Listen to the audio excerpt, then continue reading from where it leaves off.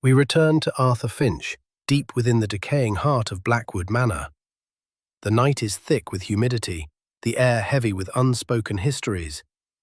Arthur, the meticulous audiophile, is poised for his grand recording session, unaware that he is about to become a listener to something far beyond the realm of pure sound. Arthur moved with quiet precision through the manor's grand, crumbling ballroom. Moonlight, fractured by dust-laden windows, cast long, distorted shadows.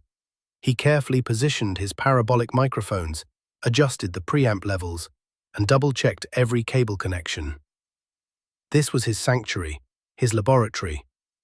He initiated the recording sequence, leaving his array of devices running, capturing the soft rustle of leaves outside, the persistent faint croak of frogs from the overgrown pond, and the rhythmic, hollow drip of water from a distant leaking roof.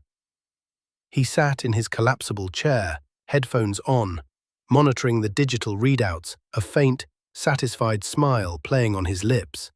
This, he mused, was the essence of acoustic purity. Then he noticed it. A subtle, almost imperceptible blip on his main recorder's waveform display.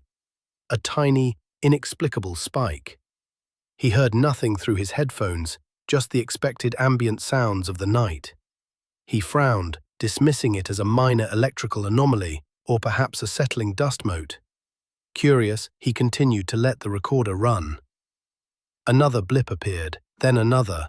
They were irregular, sporadic, barely discernible against the background noise. Too faint for human ears, yes, but his highly sensitive equipment had unequivocally caught them. He noted the precise time codes on his clipboard, eager to analyze these minor curiosities later in the controlled environment of his soundproof studio. He continued his session for hours, lost in his technical world, oblivious to the profound significance of those tiny, unnoticed fluctuations. These weren't mere electrical glitches or settling dust. They were the first tentative hints of something profoundly other. Something that Blackwood Manor had held captive for decades, something that was now reaching out through the very air Arthur had come to meticulously capture.